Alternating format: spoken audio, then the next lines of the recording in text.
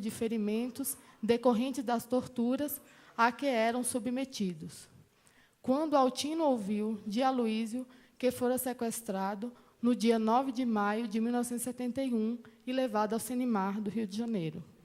Ainda em maio, Altino afirma que ouviu do agente da repressão, Disseu Gravina, também conhecido como JC, que tinham acabado de matar Aloísio Palhano. Nelson Rodrigues Filho, também preso político na época, afirmou que este esteve no doicode do Rio de Janeiro com Aloísio. A ex-presa política Inês Etienne Romeu declara que Aloísio Palhano foi levado ao mesmo local onde ela esteve presa, Centro Clandestino de Tortura do CIE, em Petrópolis, Rio de Janeiro, a famigerada Casa da Morte, em 13 de maio de 1971. Chegando ao local, uma casa de fino acabamento, fui colocada numa cama de campanha, cuja roupa estava marcada com as iniciais CIE, Centro de Informação do Exército, onde o interrogatório continuou sob a direção de um dos elementos que me torturara em São Paulo. Mostrou-me uma fotografia de José Roberto Rezende, querendo saber se eu o reconhecia ele, dizendo-me que ele já estava preso. Disse também que Palhano, ex-líder dos bancários, já referido, fora preso no mesmo dia, 6 de maio, em campanha do camponês Primo, que me entregara. Trecho do relatório encaminhado ao AB em 18 de setembro de 1971, que consta também na denúncia do Ministério Público Federal, Procuradoria da República de São Paulo, página 10. Em outro texto do referido relatório, Inês Etienne afirma que Aloísio Palhano, ex-líder dos bancários do Rio de Janeiro, preso no dia 6 de maio de 1971, foi conduzido para aquela casa em Petrópolis no dia 13 do mesmo mês, onde ficou até o dia seguinte. Não o vi pessoalmente, mas Mariano Joaquim da Silva contou-me que presenciou sua chegada, dizendo-me que seu estado físico era deplorável. Ouvi, contudo, sua voz várias vezes, quando interrogado. Perguntei a Dr. Pepe sobre ele, que me respondeu: ele sumiu. Denúncia do MPF, Procuradoria da República de São Paulo, na página 11. Outra testemunha, Lenira Machado, que declarou ao Ministério Público Federal. Foi presa com Altino no dia 13 de maio daquele ano. No dia seguinte à prisão, Altino e a declarante foram levados ao DOI-CODE, São Paulo. Declara ter visto Aloísio preso no DOI-CODE em uma ocasião. Tem a impressão de que esse episódio aconteceu cerca de 10 dias depois de sua prisão. Também na página 11. Altino Dantas, preso político à época, deu seu testemunho ao Ministério Público Federal também. Foi preso em 13 de maio de 1971. Alguns dias depois da sua prisão, pela fresta de sua cela, viu quando Aloísio entrou nas dependências do DOI-CODE, conduzidos por agentes policiais, e sabe dizer que era ele, pois o conhecia anteriormente. Quando viu Aloísio pela segunda vez, alguns dias mais tarde, Aloísio já estava muito machucado e lhe contou que fora levado para Petrópolis, onde também foi torturado. Aloísio lhe disse que o haviam levado para Petrópolis para ser interrogado e depois o trouxeram de volta para o DOI-CODE de São Paulo. O declarante ouviu Aloísio ser torturado porque sua cela forte era ao lado da sala de torturas. Logo depois, o capitão Ítalo Rolim, que também interrogava uma das equipes de tortura, que também integrava uma das equipes de tortura, permitiu que o declarante e Aloísio se ajudassem mutuamente a se banhar, pois ambos estavam muito machucados. Foi nessa ocasião que Aloísio lhe contou que havia sido levado para Petrópolis e depois trazido de volta. Por fim, a terceira vez que viu Aloísio ocorreu alguns dias mais tarde. Idem na página 12. Em 1991, o nome de Aloísio Palhano foi encontrado no arquivo do DOPS do Paraná, em uma gaveta com a identificação falecidos. Agentes policiais envolvidos no sequestro, tortura e morte.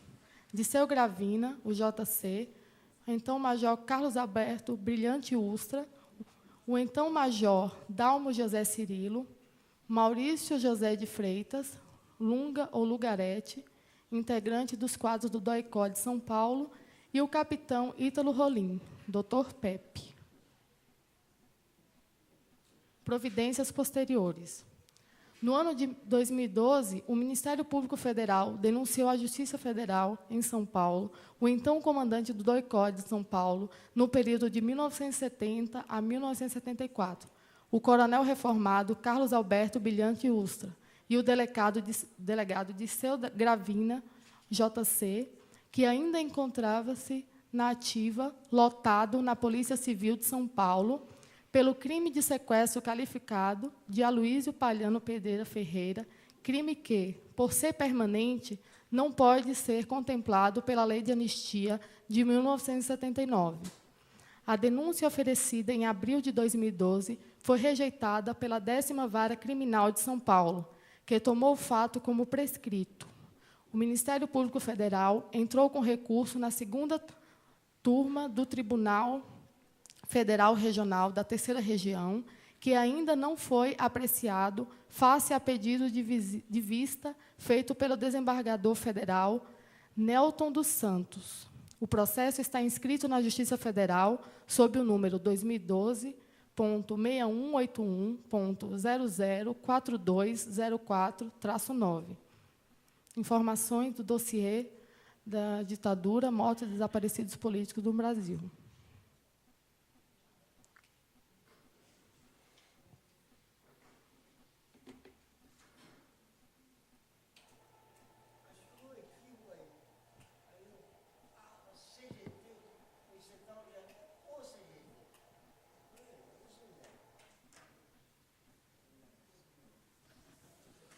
Vou retomar.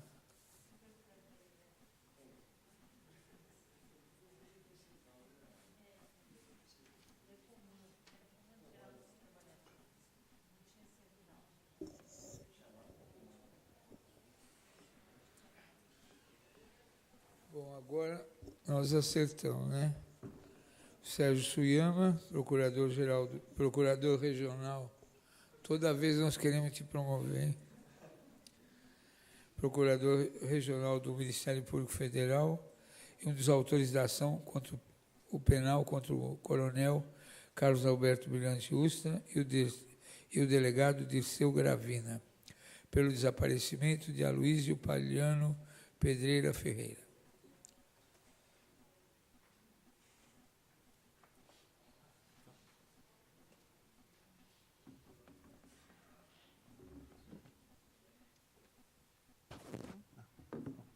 Bem, boa tarde.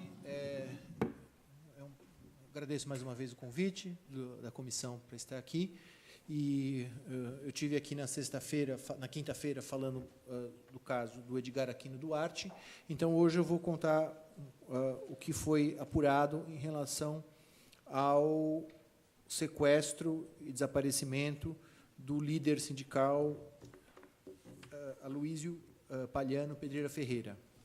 Bem, o caso do Aloísio Palhano, o Ministério Público começou a investigar esse caso do Aloísio Palhano a partir de uma representação dos colegas Marlon Weichert e Eugênia Gonzaga.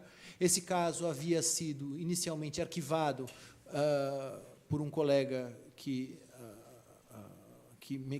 me antecedeu, mas, em razão da sentença da Corte Interamericana de Direitos Humanos, condenando o Brasil a investigar todas as graves violações a direitos humanos cometidas durante o regime militar, esse caso, então, não foi arquivado e retornou, então, à Procuradoria da República de São Paulo, e eu, então, fiquei responsável por fazer as investigações que culminaram na ação penal proposta em abril de 2012, em face de Carlos Alberto Brilhante Ustra e Dirceu Gravina. Então, o que nós conseguimos apurar em relação ao caso do Aloísio Palhano? Bem, em primeiro lugar, que o Aloísio Palhano, como dito aqui nesse resumo que foi feito, ele era um dos principais líderes sindicais do Brasil no período anterior, imediatamente anterior ao golpe militar.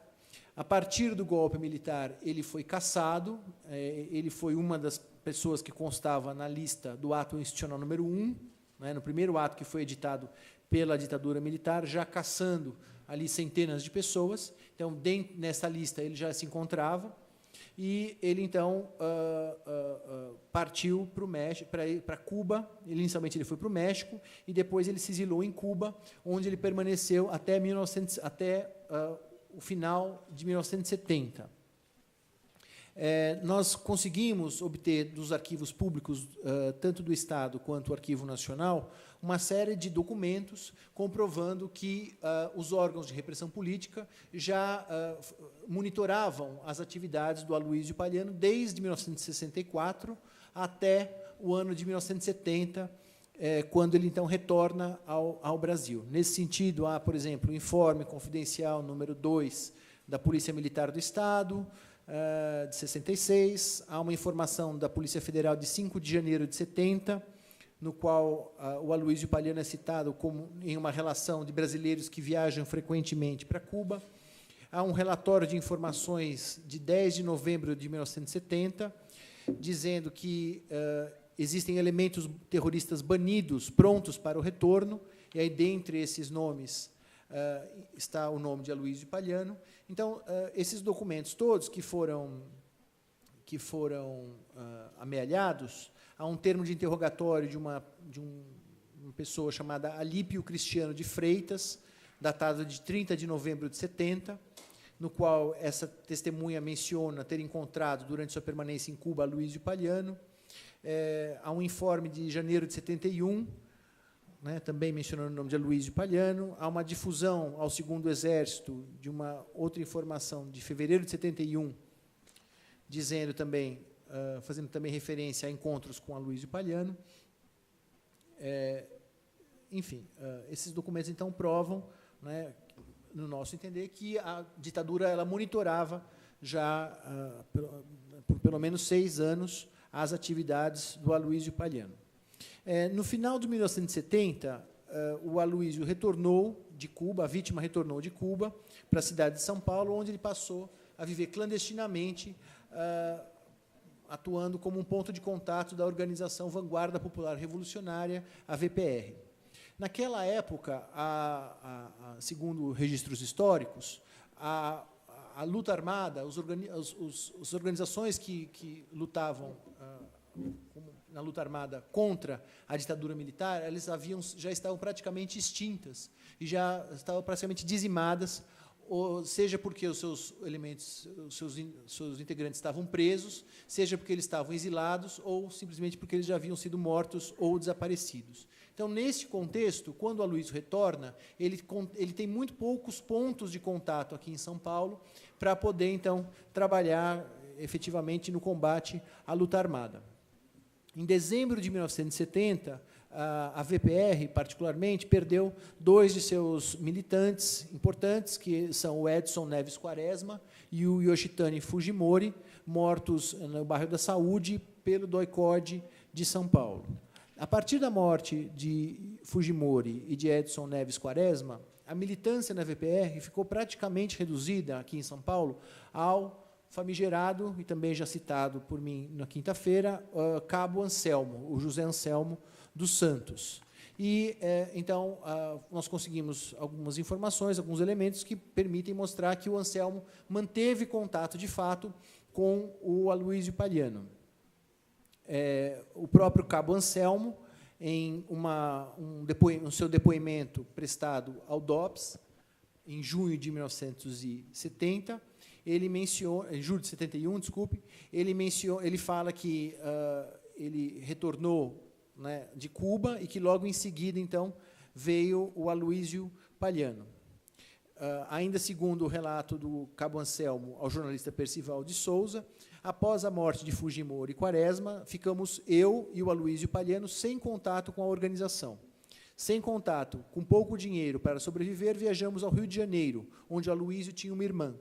Ficamos hospedados no apartamento dela, em Ipanema, e, a partir daí, saímos de novo em busca de contatos, usando antigos relacionamentos confiáveis. De volta do Rio, eu e o Aloísio passamos a contratar também o pessoal da organização de Marighella. A Inês Etienne Romeu, que na época ocupava uma função importante na VPR e morava no Rio de Janeiro e foi presa no dia anterior à prisão do Aloísio Palhano, ela faz a seguinte descrição dos fatos que antecederam imediatamente o sequestro de Aloísio Palhano. Então, segundo Inês Etienne Romeu, fui presa no dia 5 de maio de 71 em São Paulo, na Avenida Santo Amaro, às 9 horas, por agentes comandados pelo delegado Sérgio Paranhos Fleury. Estava em companhia de um velho camponês de codinome Primo, com quem tinha encontro marcado desde abril. Ele, Primo, né, assistiu impassível à minha prisão, sem ser molestado. Então, o que foi apurado é que esse Primo, então, marcou inicialmente o encontro com a Inês Etienne Romeu, no dia 5 de maio, e ele, então, nesse dia, ela foi presa, e aí prossegue, então, a Inês Etienne Romeu. Levada para o DOPS, iniciou-se o interrogatório. O camponês, que era da região de Imperatriz, já havia denunciado um encontro marcado entre ele e José Raimundo da Costa, no qual compareceria também Palhano, ex-líder dos bancários do Rio de Janeiro, para o dia seguinte. Confirmei a informação e disse que, desde o dia 10 de março deste ano, estava desligada do movimento e me preparava para deixar o país.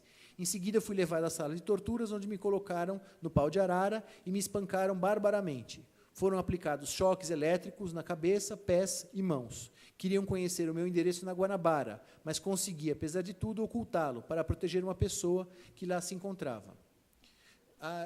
Levado em seguida ao centro clandestino de torturas chamado Casa da Morte, conhecido como Casa da Morte, em Petrópolis, Inês Etienne Romeu prossegue afirmando o seguinte: chegando ao local, uma casa de fino acabamento, fui colocada numa cama de campana, cuja roupa estava marcada com as iniciais do Centro de Integração do Exército, e o interrogatório continuou. Mostrou-me uma fotografia, os torturadores mostraram uma fotografia de José Roberto Rezende, e o torturador também disse que Palhano, ex-líder dos bancários, fora preso no mesmo dia 6 de maio, em companhia do camponês Primo, que me entregara. Então, qual foi a dinâmica dos fatos? O Primo, ele é preso e passa, então, a colaborar com a ditadura militar, informando que ele tinha esse encontro com a Inês Etienne Romeu, no dia 5 de maio. No dia 5 de maio, ele vai ao ponto de encontro com a Inês Etienne Romeu e ela é presa. E, no dia seguinte, a Inês Etienne Romeu, ela também tinha essa informação, ela conta isso. Esse mesmo camponês Primo tinha um encontro marcado com o José Raimundo da Costa e o Aloísio Palhano, em São Paulo. Então, a conclusão que nós tiramos desse depoimento é que, de fato, o Aloísio Palhano foi preso por agentes da ditadura militar no dia 6 de maio de 71, né, graças a essa delação feita por esse camponês de nome Primo. Ainda prosseguindo o relato feito por Inês Etienne Romeu,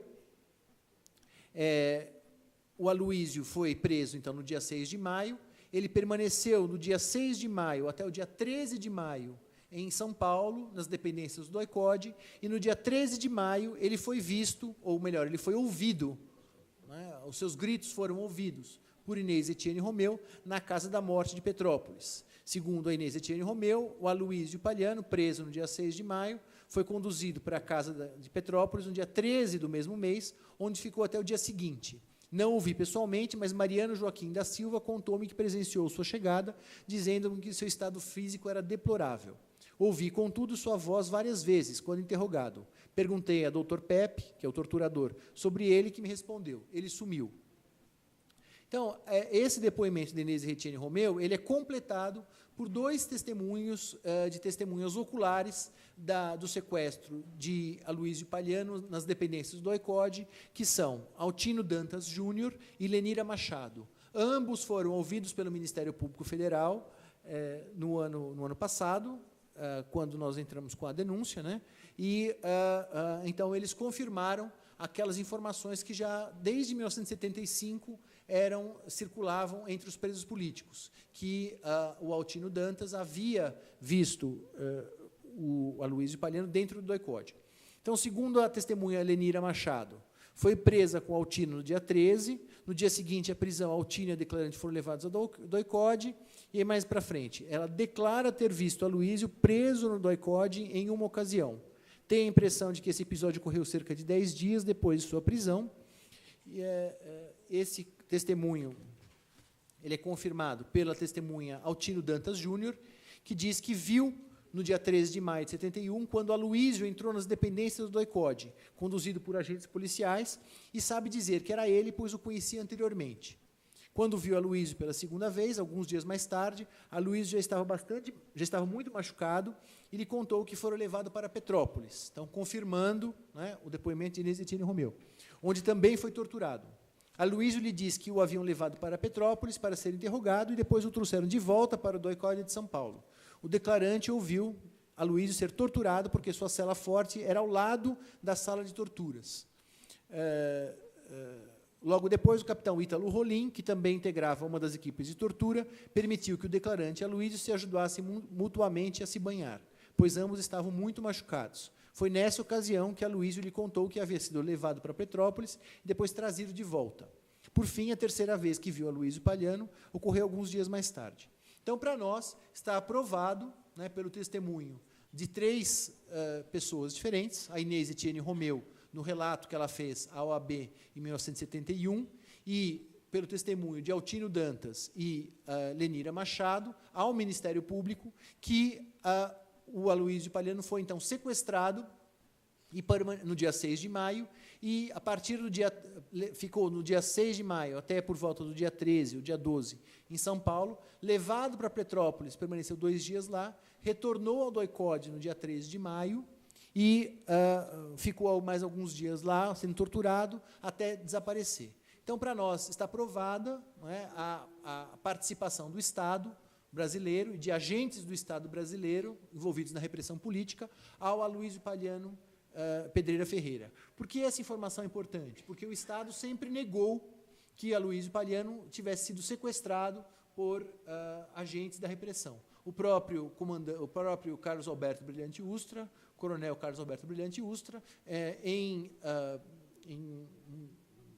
quando foi ouvido perante a Justiça, perante o Ministério Público Militar, na única ocasião em que ele foi ouvido pelo Ministério Público Militar, ele disse que ele não reconhecia, né, o sequestro de Aloysio Palhano Pedreira Ferreira.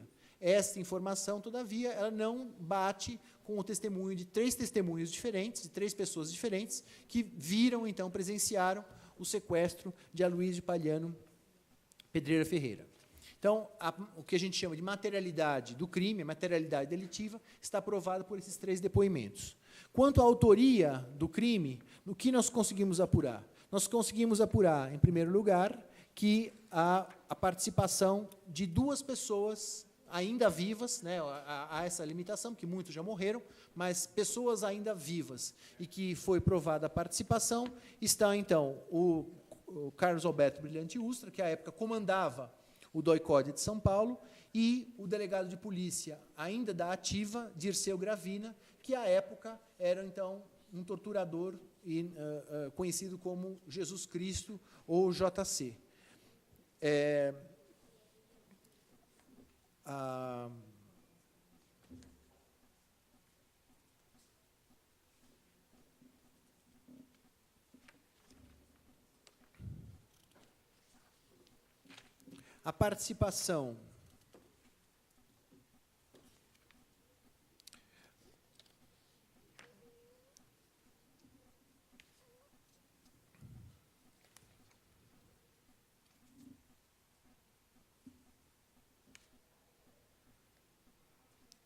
A participação de Carlos Alberto Brilhante Ustra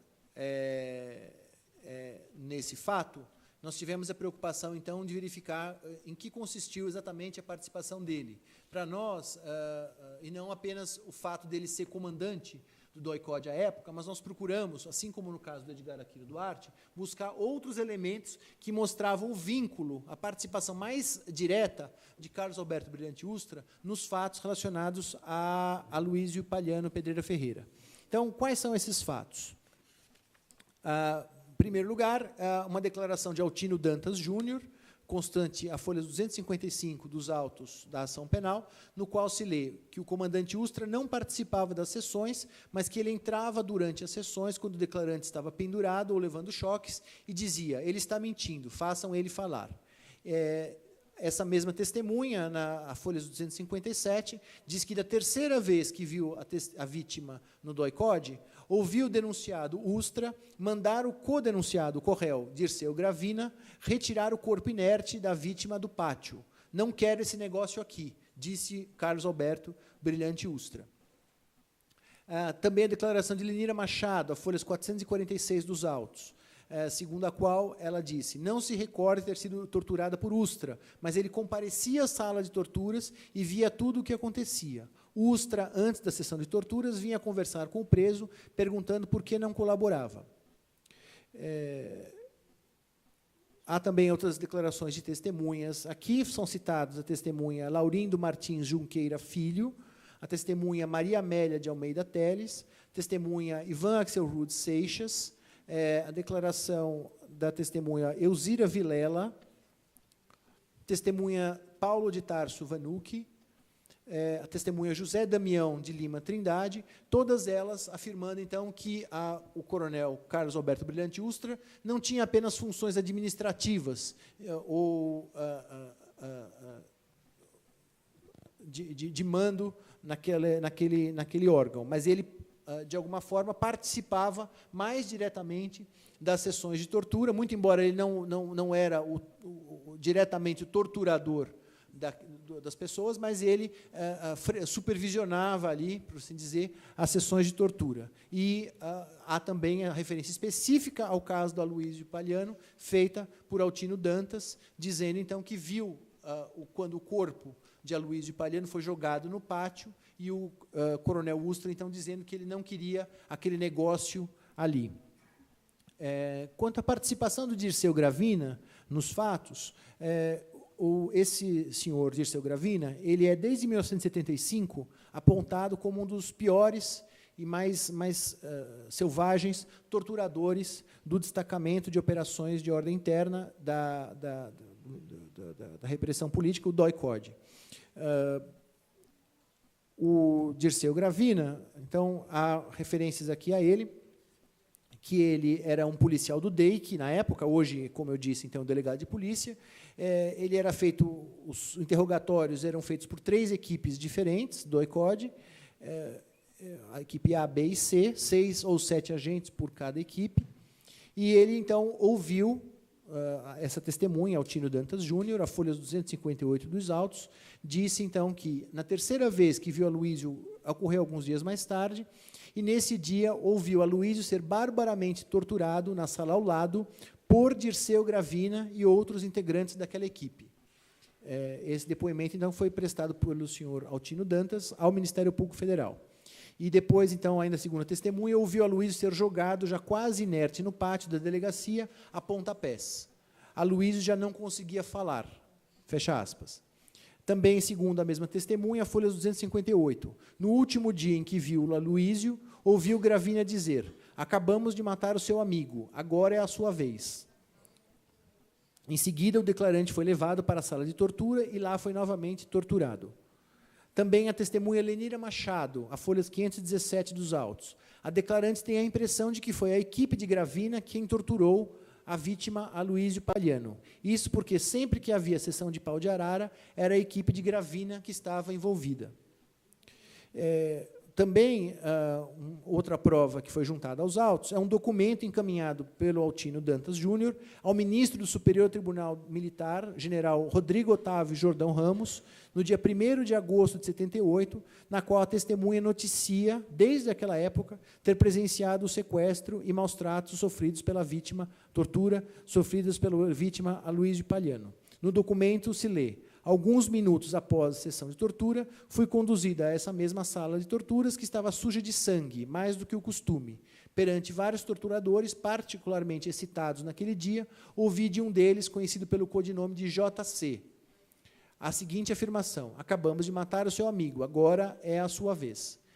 Uma observação importante para mostrar como o Estado brasileiro foi inerte durante décadas em relação a esse caso, essa denúncia do Altino Dantas foi feita, como eu disse, então, ao general Rodrigo Otávio Jordão Ramos, do Superior Tribunal Militar, ministro do Superior Tribunal Militar, em 78. Não obstante a denúncia feita pelo Altino Dantas, o Altino Dantas jamais, antes do Ministério Público, havia sido chamado para prestar depoimento sobre esse fato do qual ele é testemunha ocular. Então, isso mostra a inércia do Estado brasileiro pelo menos desde 1978, quando ele soube formalmente do sequestro de Aloysio Paliano, até o ano de 2012, quando, então, Altino Dantas foi ouvido pelo Ministério Público Federal, após 34 anos de notícia desse fato criminoso. Então, esses são basicamente as provas que nós conseguimos amealhar. As provas documentais mostram que a ditadura militar vigiava Aloysio Paliano desde 1964 até 1970, e três testemunhas oculares que presenciaram a prisão e esclareceram o motivo e as circunstâncias em que essa prisão ocorreu, e depois a tortura, a bárbara tortura sofrida pelo Aloysio Paliano, que, como mencionado, é um dos principais líderes sindicais do Brasil naquela época. A denúncia foi ajuizada, então, como eu disse, no mês de abril de 2012, mais especificamente no dia... Perdão, aqui não tem. Acho que dia 12 de abril. 23 de abril, assinam a denúncia 8 procuradores da República, dentre eles eu, uns autores dessa ação, e a ação foi distribuída à 10ª Vara Criminal de São Paulo. O juiz Márcio Rached Milani, daquela vara, ele entendeu que os fatos já estavam prescritos e que a vítima já estava morta e que, portanto, não seria possível uma ação penal pelo crime de sequestro. A ação penal pelo crime de sequestro foi deduzida pelo Ministério Público a partir da própria jurisprudência do Supremo Tribunal Federal em 2 extradições para a Argentina, de militares argentinos. O que disse o Supremo Tribunal nessas 2 extradições desses militares para a Argentina? Ele disse que, enquanto o corpo não for localizado, permanece o crime de sequestro como o crime a ser apurado. Então, é esse nosso entendimento que foi, então, levado à Justiça Federal Criminal, no caso do Aloysio Paliano, uma vez que o corpo do Aloysio Paliano nunca foi encontrado, nem o seu paradeiro foi indicado. Não obstante, então, esse entendimento, que é o do Supremo Tribunal Federal, o juiz Márcio Rached Milani não acatou a denúncia, rejeitou a denúncia, e o Ministério Público, então, recorreu dessa decisão, e os autos, então, aguardam o julgamento pelo Tribunal Regional Federal. Houve um início de julgamento no mês de... Quando foi mesmo? Dezembro, não foi? Ou novembro ou dezembro? Eu acho que em dezembro de 2012 houve início do julgamento. Esse julgamento é feito por 3 desembargadores federais. O primeiro desembargador a votar, não obstante o parecer favorável do colega procurador regional da República, ao caso, ele concordou com o juiz de primeira instância e, então, não acatou o recebimento da denúncia, não acatou a denúncia oferecida. Não obstante, ainda faltam 2 desembargadores para votar. E aí, então, uma das sugestões é que a comissão talvez pudesse fazer algum tipo de moção de apoio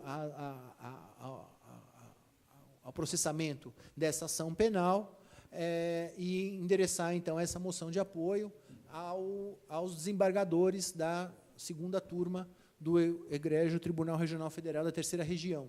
O número dos autos, acho que consta ali já, né?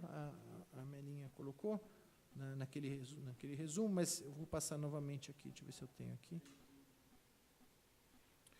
O número dos autos é número 0004204.2012.403.6181. Repetindo, 0004204.2012.403.6181. Então, essa denúncia ainda não foi recebida, ela aguarda, então, o julgamento do recurso pelo Ministério, que foi interposto pelo Ministério Público Federal, e encontra-se, então, em julgamento pela 2ª turma do Tribunal Regional Federal da Terceira Região. Sabe o nome do desembargador que rejeitou e os dois outros ainda que têm possibilidade? O desembargador que pediu vista é o desembargador Nelton. Não me lembro o desembargador relator que votou pela rejeição da denúncia. Eu preciso confirmar depois, deputado. Não, a gente pode acessar no processo. Pois não. E só para completar, então, eu gostaria de entregar formalmente à comissão uma cópia da denúncia. Eu trouxe mais 10 cópias, mais 9 cópias. Elas estão ali. Quem tiver interesse, pode então, depois pegar. Pois não. Dá um microfone para o Maximino. Espera um pouco, Max. Doutor Maximino. Obrigado. A tese defendida pelo Ministério Público Federal, no caso Edgar de Aquino Duarte, é a mesma defendida agora no caso Palhano. O juiz lá aceitou a denúncia e o outro não aceitou? Isso, exatamente. O resumo até agora, nós temos, como eu disse, nós temos 180, na quinta-feira eu dei o número exato e trouxe a tabela. Acho que são 183 casos em andamento e nós temos 4 ações penais ajuizadas, 2 em São Paulo e 2 em Marabá. As 2 em São Paulo são os 2 casos que eu trouxe aqui à comissão. O do Edgar Aquino Duarte, na quinta-feira, os réus são Ustra, Alcides Singilo e Carlos Alberto Augusto, o Carlinhos Metralha, e essa outra ação, referente ao sequestro da Luiz de Palhano, os réus são Dirceu Gravina e o Carlos Alberto Brilhante Ustra. Em Marabá, no contexto da guerrilha do Araguaia, da repressão à guerrilha do Araguaia, há 2 ações penais, uma contra o coronel Sebastião Curió, por 5 sequestros cometidos na região ali do Araguaia, e a segunda ação penal contra o coronel Lício Maciel, também pelo sequestro do Divino Salvador, não é isso? Nunes, né? Acho que é o Nunes. Isso. Não, Nunes é o outro. Enfim. E esta ação também foi recebida lá em Marabá. Então, essas são as ações que o Ministério Público ajuizou até agora. Nós esperamos ajuizar outras à medida em que os fatos forem se comprovando.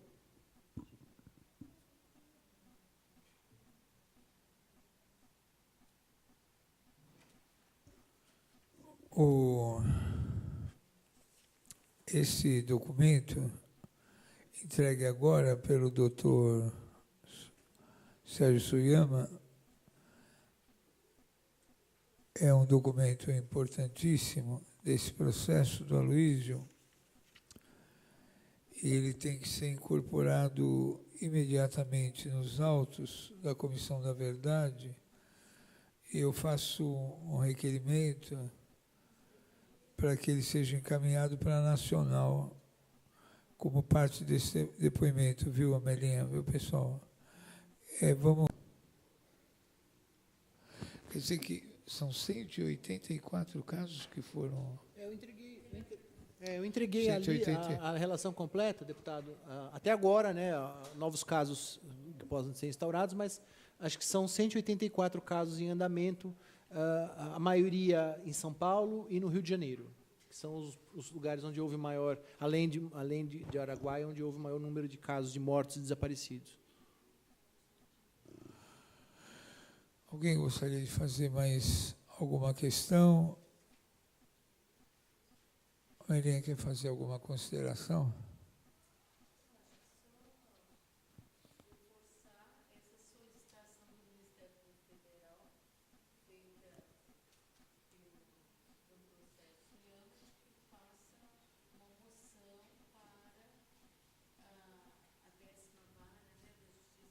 Para o tribunal, na verdade. Tribunal Regional Federal.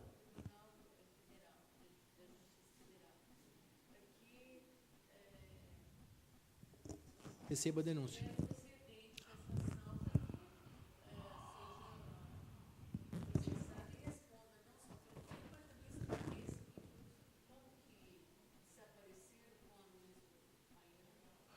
O Dirceu Gravina, doutor Maximino, Dirceu Gravina está aposentado? Está nativa. Presidente prudente. Nativa, né? E ele é professor da faculdade. Professor da faculdade. E também é professor da faculdade, numa faculdade lá.